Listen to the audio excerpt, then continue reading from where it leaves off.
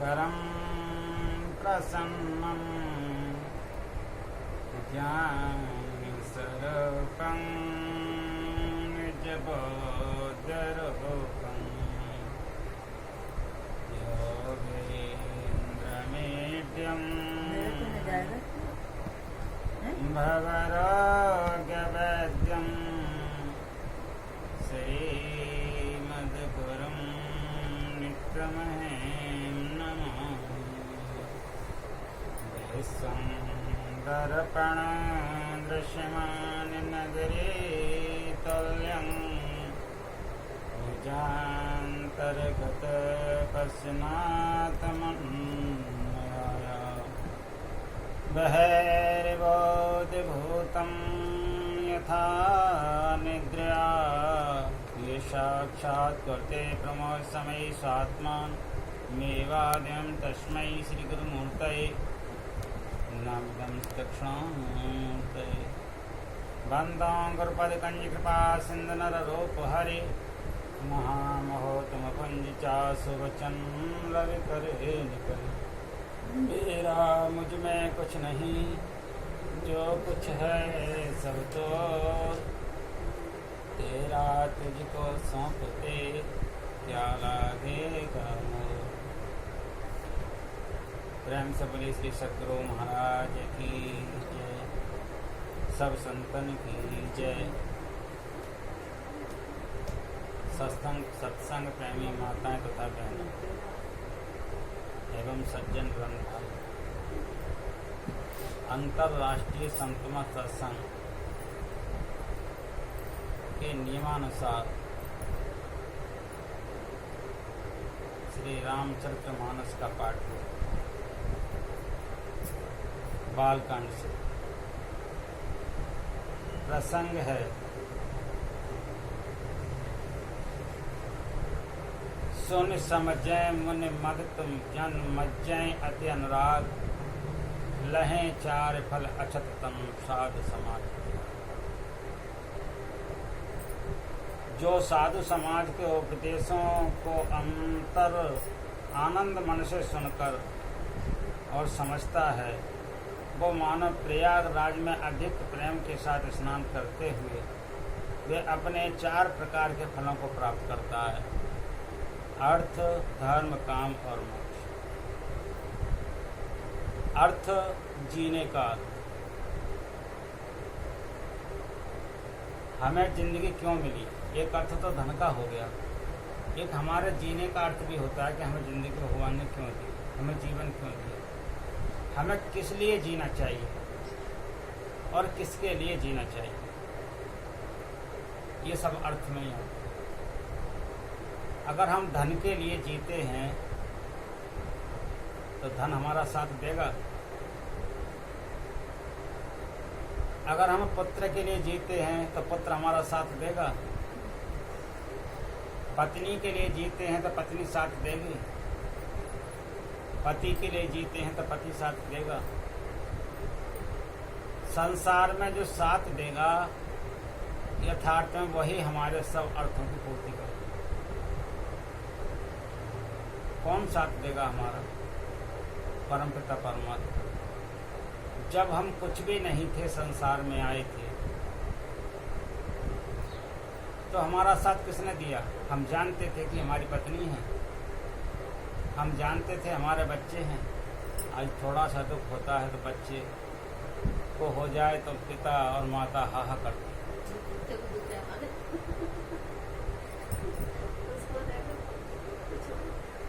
ये सब रास्ते का एक स्वप्न के समान है।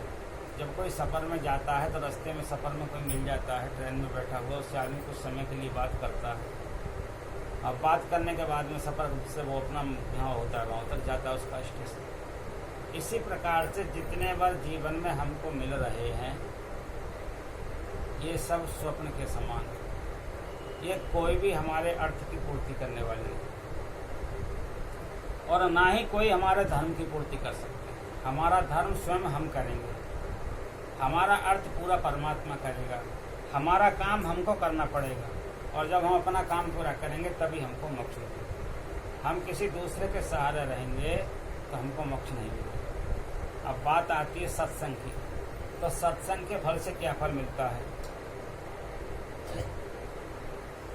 मज्जन फल देखिए तत्काला, काक होय पिक बकौ मराला।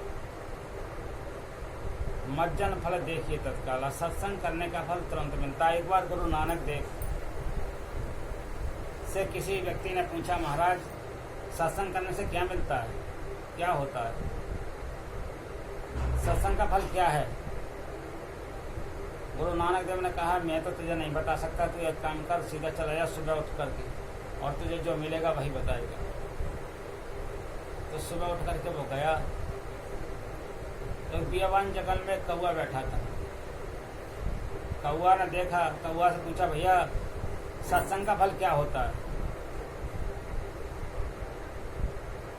सत्संग सुनकर गया था वो आदमी, कौआ सुनकर के मर गया। दोबारा दूसरे बोले, महाराज मैंने तो उससे पूछा, वो मर गया, मेरे से अपराध और हो गया। बोले कोई बात नहीं, कल पूछना जाकर, सत्संग करो, सुनो। फिर सत्संग सुना। दूसरे दिन गया तो उसी जगह पर एक हंस मिला। हंस से उन्होंने पूछा, हंस भी तुरंत मर गया सुनते ही। क्या सत्संग का फल क्या होता है? तीसरे दिन को जब वो फिर आया, बोले महाराज वो भी मर गया।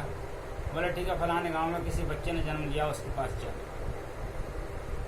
जब उसके पास गया तो उस बच्चे से पूछा गया, तो वो कहता है, तेरी आज भी तेरे को आंखें नहीं है, तू पहले दिन मुझसे जब पूछने आया था तो मैं कौआ था, और तू सत्संग सुनकर गया, तेरे दर्शन करने के बाद से मैं हंस बन गया, दर्शन करने मात्र से। और वही हंस दोबारा तू पूछने गया, सत्संग का मैं फल तुझे नहीं बता सकता, हंस रूप में था। अब मैं बच्चे के रूप में, मानव रूप में जन्म ले चुका हूँ, और गुरु महाराज की इतनी शक्ति मुझको प्राप्त है। ये सत्संग का फल है कि आज मैं मनुष्य अवतार मुझे, यह मनुष्य जन्म मुझको। सत्संग को लोग टालते हैं। सत्संग से सब कुछ प्राप्त होता है, लेकिन सत्संग होना चाहिए, मत संग नहीं।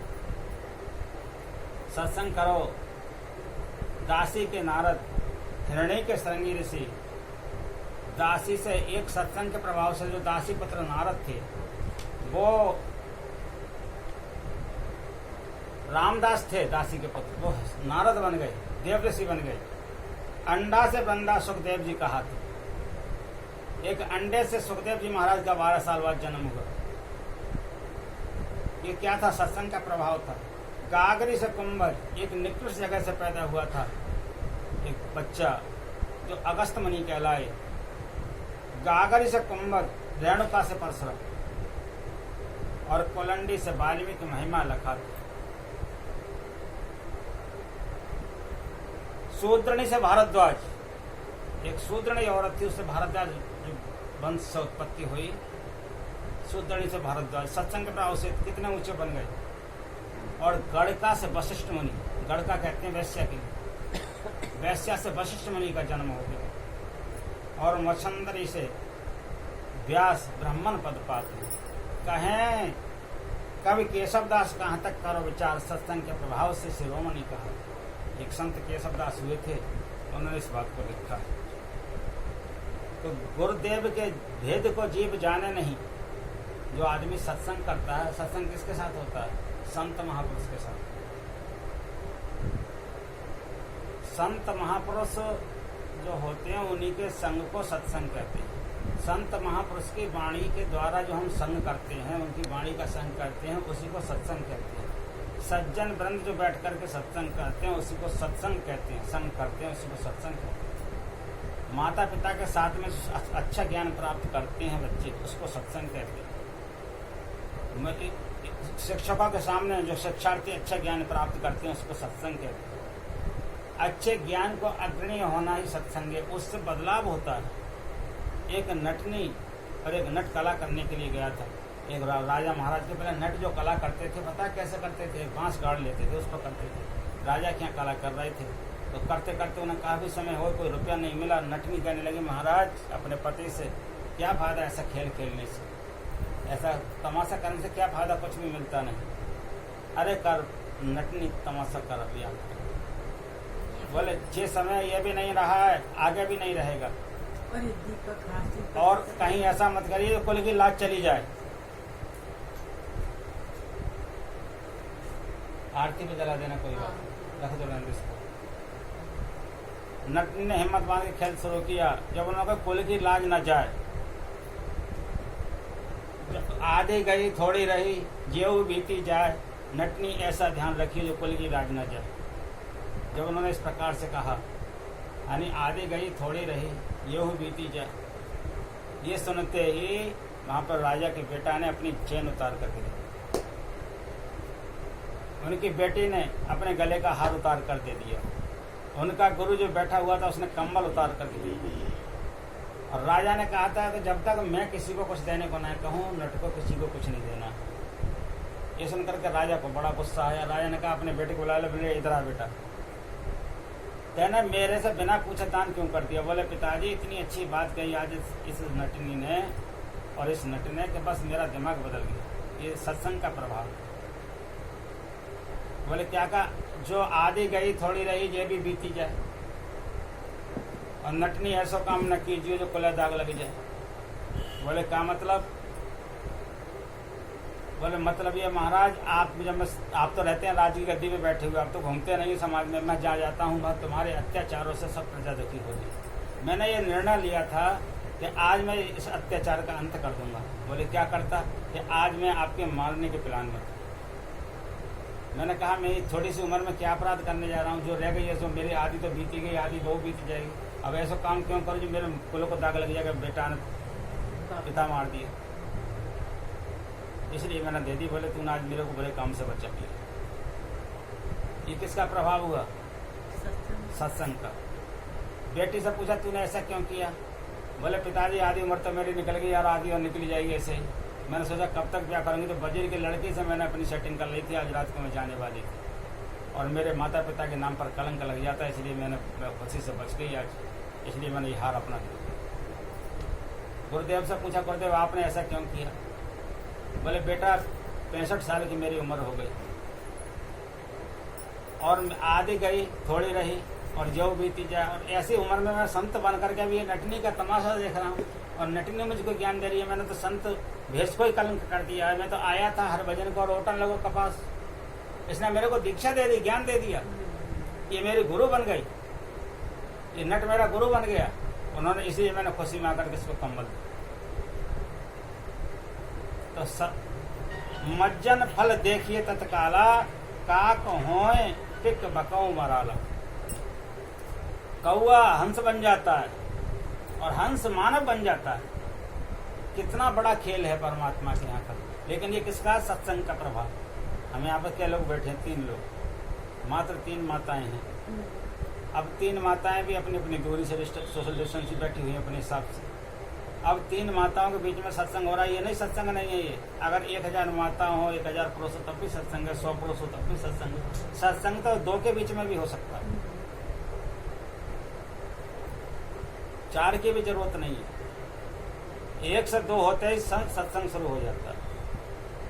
सत्य का संग करना ही सत्संग है। सुन अचरज करें जन कोई, सत्संगत महिमा नहीं कोई। वाल्मीकि नारद घट जौनी, सत्संगत महिमा नहीं कोई। निज निज मुखन कही निज होनी, वाल्मीकि नारद घट जौनी। हर आदमी ने अपने अपने कीर्ति के अनुसार, अपने अपने मत के अनुसार कहा है, लेकिन मत कीरत गति भूत भलाई, जब जे जतन जहाँ जय पाई। सो जानो सत्संग प्रभाव, लोको वेदना आन उपाऊ। बिन सत्संग विवेक न होई, राम कृपा बिन सुलभ।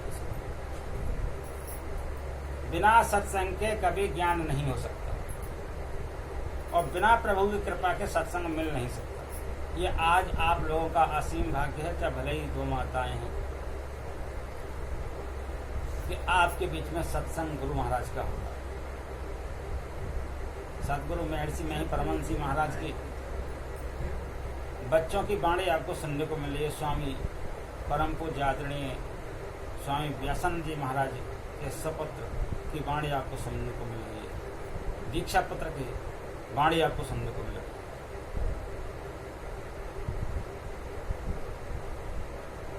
सत्संगद मुद मंगल मूला, सोए फल सिद्ध सब साधन फूला।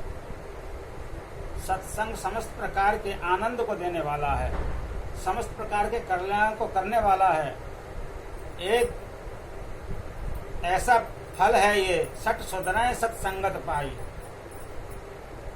इस फल को जो भी खाता है, जो भी ग्रहण करता है, जिस पर भी सत्संग रूपी वर्षा होती है, जिस पर भी सत्संग रूपी ज्ञान का आवाहन होता है, जिसके लिए भी ये सत्संग किया जाता है, पारस परस उदात सुहाई, वो लोग सोने की तरह सुहावना हो जाता है, चमक जाता है।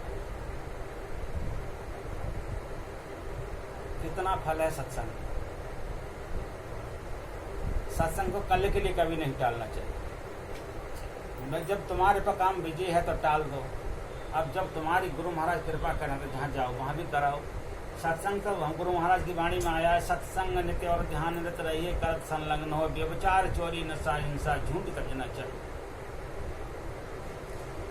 सत्संग तो हर स्थिति में, अगर लेटे हुए हो तब भी सत्संग करते रहो, गुरु नाम का गुणगान का सत्संग करते रहो। जो गुरु महाराज ने नाम दिया है उस नाम का उच्चारण करते रहो। तो ये लेट कैसे हो गया, कैसा मेरा दिमाग बदला, क्या हुआ जी, कैसे हुआ, मैं समझ नहीं पाई। सत्संग में इस समय आप न बोलिए। विनय विधि बस सुजन सुसंगति परहि, हन मन सम निज गुण अनुसरहि। विधिवत सुजन कुसंगत परहि, जो लोग अपने कुसंगत ग्रहण करते हैं वो समझ लो अपने जीवन में एक विष की बेल बो लेते हैं, अमृत छोड़ करके विष पीते हैं। सत्संग एक ऐसा चीज है, मज्जन फल देखिए तत्काला। सत्संग का प्रभाव आपको तुरंत दिखलाई देगा। आप दान करेंगे, दान का फल कब मिलेगा, कितना मिलेगा, कितने समय बाद मिलेगा, मिलेगा या नहीं मिलेगा, इस बात का निर्णय तुम्हें कोई नहीं बता पाएगा। क्यों? दान आपने किया, न मालूम आपने नेक कमाई का दान किया, न मालूम आपने अभाव से दान किया, न मालूम कुभाव से दान किया, न मालूम कर्ज से दान किया, न मालूम भय से दान किया, न मालूम भाव से दान किया। दान करने के फल भी उसी प्रकार से हो जाते हैं जैसे दानकर्ता का भाव होता है। दानकर्ता का भाव यदि बदलता रहेगा तो दान का भाव फल भी बदलता रहेगा। आपने व्रत रखा, व्रत का फल कब तक मिलेगा? व्रत में आपने क्या संकल्प किया, क्या मान रखा, क्या मान रखा, क्या करना चाहिए सो किया, क्या नहीं करना चाहिए सो किया, उसका फल कब मिलेगा, कितना मिलेगा, कोई पता नहीं। लेकिन सत्संग का फल तुरंत मिलता है। दुनिया का सब कोई कर्म एक तरफ करके देख लो, उनके फल का कोई पता नहीं कब मिलेगा, लेकिन सत्संग और कथा का फल तुरंत मिलता है। कथा का मतलब ये होता है कामानी कल्याण थामानी था, जिसकी कोई कल्याण रूपी कार्य की कोई था ना पा सके, उसी का नाम शिव है। शिव का नाम क्या? कल्याण वस्तु हो, वही शिव की पूजा है।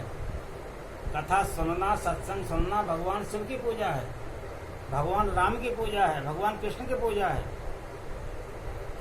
सदगुरु की पूजा है, सच्चे कर्म की पूजा है, सच्चे ज्ञान की पूजा है। सत्संग कोई ऐसी वैसी चीज नहीं है। सट सुधरे सत्संगत पाई, पारस परस सुदात सुहाई। बड़े से बड़े नीच व्यक्ति सुधर जाते हैं, दुष्ट लोग सत्संगत पाकर सुधर जाते हैं। मन सबसे बड़ा हम लोगों का दुष्ट क्या है बताओ? हम लोगों का मन ही सबसे बड़ा दुष्ट है। इतना निकृष्ट मन है, इसको इससे बड़ा शरीर में कोई दुष्ट चीज बनाई ही नहीं। जैसे पीपल का पत्ता चलायमान रहता है, ऐसे ही मन विशेषकर आत्माओं का क्षण क्षण में चलायमान रहता है।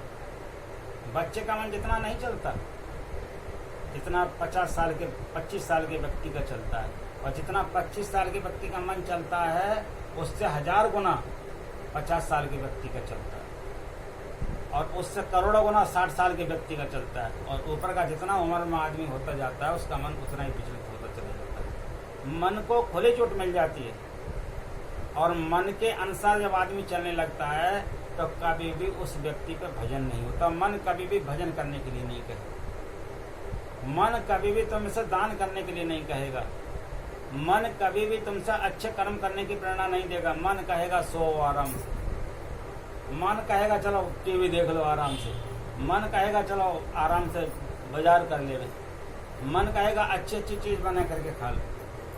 क्या मन हमारे साथ पैदा हुआ था? मन हमको यहीं मिला था। क्या हम जाएंगे तो मन हमारे साथ जाएगा? हम जाएंगे तो हमें परमात्मा के सामने अकेले जाना पड़ेगा और कोई हमारे साथ नहीं होगा। अगर हमने शुभ कर्म किया तो धर्मराज के पास जाएंगे और अशुभ कर्म किया तो यमराज के पास जाएंगे। यमराज ही हमसे पूछेंगे, जब हम जाएंगे तो बैठा लेगा हम अपने पास में और कहेगा बेटा तू धरती पर किस लिए गया था? सब बढ़िया काम किया, झूठ तो नहीं बोला। अब यहाँ आदमी पल पल पर झूठ बोलता है और संत वाणी में लिखा है सांच बराबर तप नहीं और झूठ बराबर पाप, जाके हृदय सांचे प्रभुता के हृदय। झूठ तो नहीं बोला, प्राणी कहेगा नहीं महाराज जी झूठ नहीं बोला। तो जो उसका जो होगा ना चित्रगुप्त, वो अपनी निकाल करके उसे जीवन की डेट उसके सामने रख देगा किताब खोल करके, महाराज जी तो पल पल पर झूठ बोला। हाँ भाई इसकी क्या दंड दिया जाए? तो ऐसी बालू में गरम में खड़ा करेंगे कि सब एकदम आदमी इतना इतना घुस जाए। कंडे की धरती आंच पे चलाएंगे, झूठ बोला 40। झूठ के ऊपर इतना दंड है और अतने अन्य अनेक नाना प्रकार के पाप उन पर कितना दंड होगा। कहेंगे इसको तपाओ, इसको पवित्र करो, ये झूठ बोला है, आगे ये कभी झूठ ना हो। दहकते हुए कंडों की आग में कढ़ाई में तेल गर्म हो रहा होगा, उसमें तुमको छोड़ देंगे जैसे का कुआं पकाते हैं इस तरह से। ऊपर को तुम हाय हाय करो, ऊपर से लाठी चार्ज करो, बड़ी मट्टी खराब करेंगे शरीर की। ये मन ही कराएगा तुम्हारी मट्टी खराब, क्योंकि सबसे बड़ा मन ही सबसे बड़ा दुष्ट है तुम्हारे शरीर के अंदर। बताओ मन कभी कहता है तुमसे भजन करने को? दो माताएं बैठी हैं, दोनों बताएं अपने मन से, कभी माँ भजन मन करने को मन कहता है? मन दुनिया की बातें सोचने को कहेगा, मन धन के लिए खूब लोलंपक रहेगा, बेटा की बातों को खूब ध्यान देगा, सब बातों को कर्म को कर लेगा मन, लेकिन भजन को मन नहीं करता। मन कभी कहता है कि तुम भजन में जब उठेंगे हम जब ईश्वर का दर्शन कर लेंगे। मन जैसे 10 मिनट तुम कहोगे, मन कहेगा अरे पैरों में दर्द हो रहा, छोड़ो। तुम नहीं कहोगे, तुम तो बैठ गए हिम्मत बांध करके, लेकिन मन ही कहेगा पैरों में दर्द हो रहा है भजन छोड़ो, परिया में दर्द हो रहा है भजन छोड़ो, कमर दर्द कर रहा है भजन छोड़ो, रीढ़ दर्द कर रही है भजन छोड़ो, माथा भारी हो गया भजन छोड़ो, हाथ पैर में लपकन पड़ रही है भजन छोड़ो। ये कौन कहेगा? मन कहेगा। और तुम तुरंत मन का साथ लोगे और छोड़ दोगे भजन। और पता है इसका फल क्या मिलेगा? जब यमराज के सामने यमराज सामने आए